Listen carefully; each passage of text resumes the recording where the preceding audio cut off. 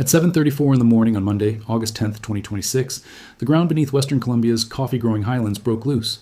A magnitude 7.4 earthquake tore through the region, its epicenter near San José del Palmar, a small community of roughly 5,000 people in the Chocó department, about 250 miles west of the capital, Bogotá. As of the most recent reporting, at least 132 people have died. Hundreds of buildings have collapsed, and search teams are still working through rubble in cities across the region. The tremor was felt as far away as Bogotá itself and across the borders into Venezuela, Ecuador, and Panama. Here's what actually happened. What makes this specific region so vulnerable to an earthquake like this one, and what Colombia's own history with a nearly identical disaster is telling emergency responders right now.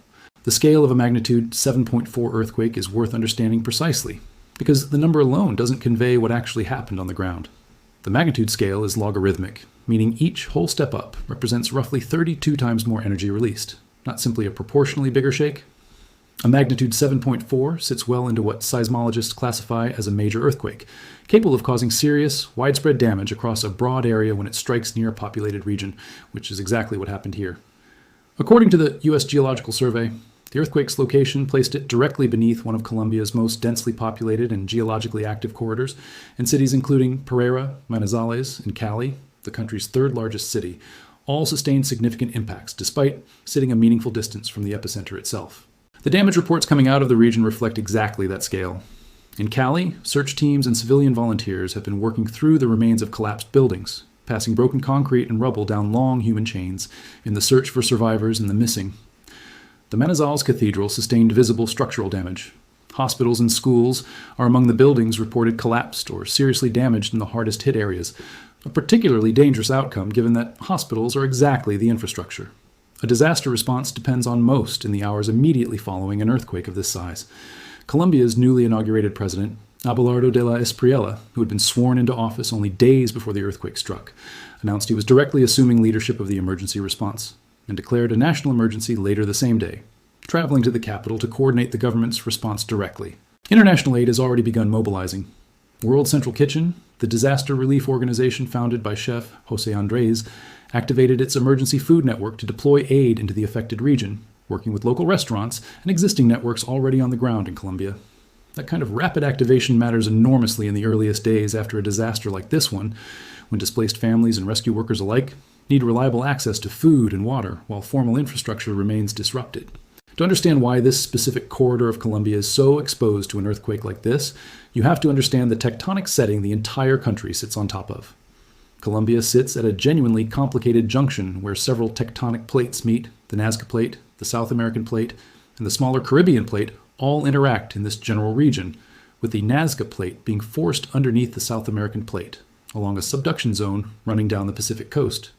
That subduction process is the same basic mechanism responsible for the volcanic and seismic activity running the length of South America's western edge. And it's exactly why Colombia's mountainous interior, shaped by millions of years of this same tectonic collision, sits squarely in one of the more seismically active regions of the continent. It helps to understand a bit more about how this subduction actually works mechanically, because it explains why earthquakes in this region can occur at such varied depths and produce such different patterns of surface damage.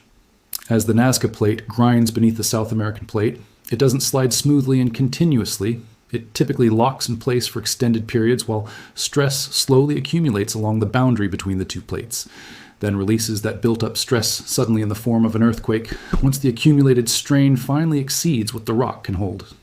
This particular earthquake's shallow location, striking directly within the overriding South American Plate, rather than deeper along the subduction interface itself, is part of why the shaking translated into such significant surface damage, despite the epicenter sitting in a relatively small remote community, rather than directly beneath one of the region's larger cities.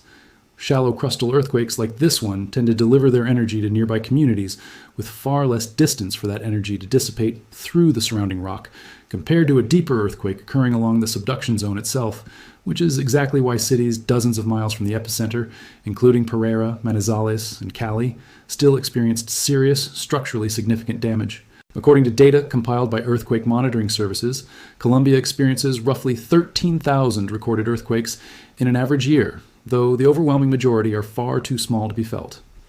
Earthquakes of magnitude 7 or greater strike Colombia on average only about once every 7 years, and the country has recorded at least 17 earthquakes at that scale, or larger since 1900.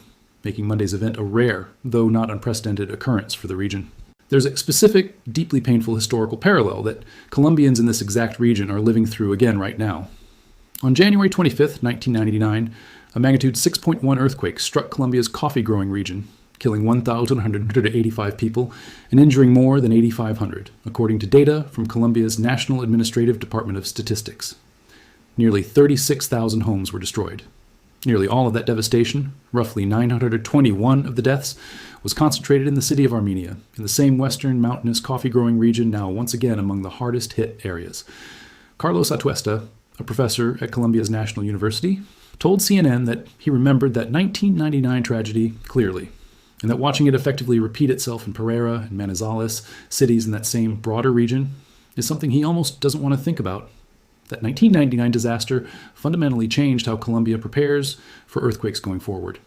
In its aftermath, the country implemented mandatory evacuation drills held at least twice a year in major cities including Bogotá, Medellín, Barranquilla, and Cali, specifically so that when the next major earthquake struck, and Colombian officials always understood there would be a next one, the population would already have practiced knowing where to go and what to do in those first critical minutes.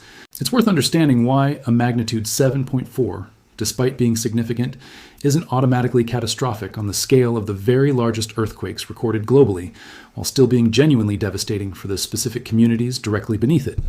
Depth plays a major role in how destructively an earthquake's energy reaches the surface.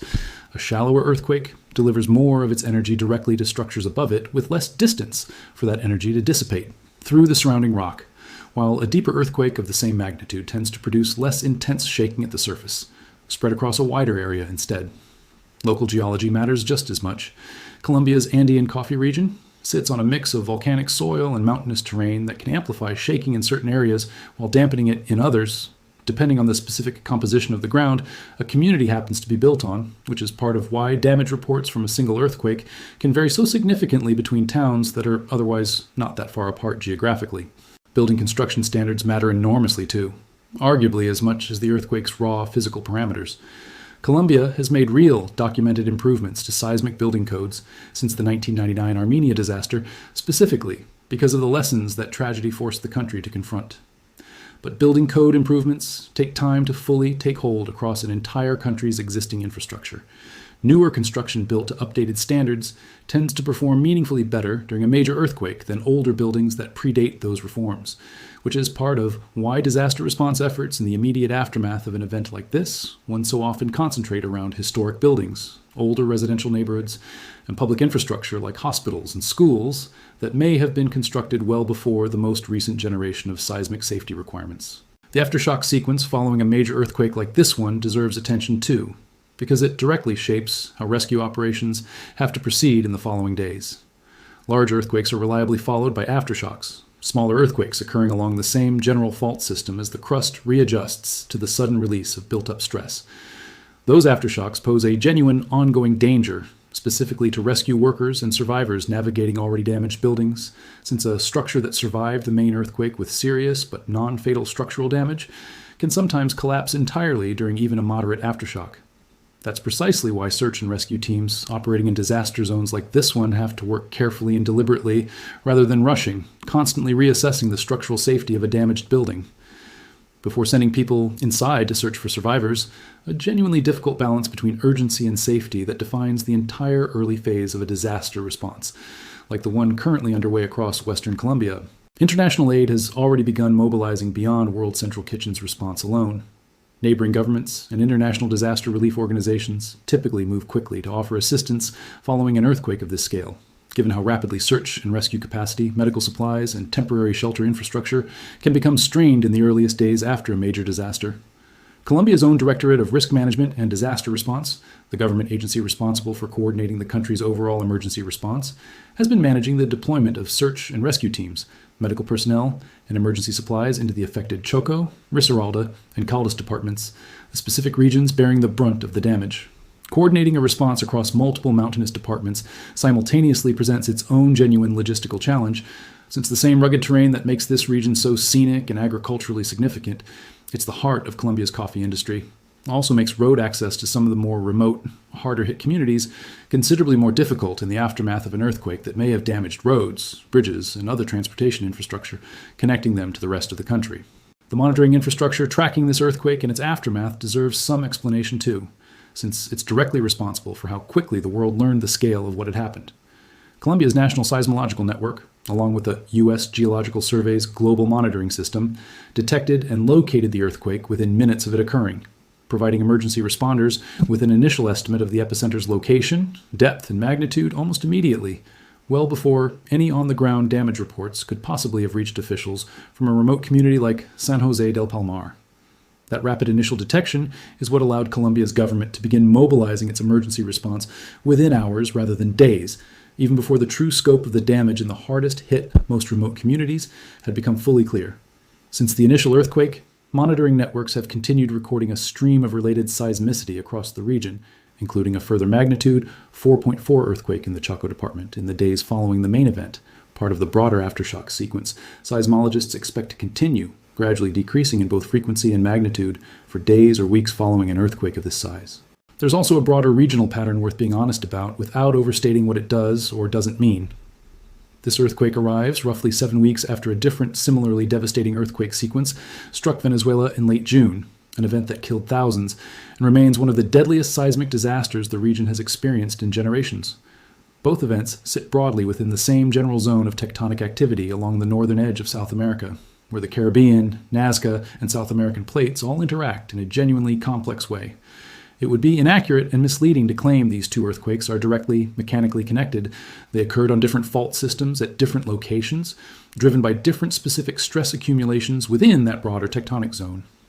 But taken together, they represent a serious, sobering reminder of just how seismically active this entire region of South America genuinely is, and why disaster preparedness here isn't a hypothetical exercise, but a recurring, practical necessity that regional governments have to take seriously on an ongoing basis, not just in the immediate aftermath of whichever earthquake happened most recently.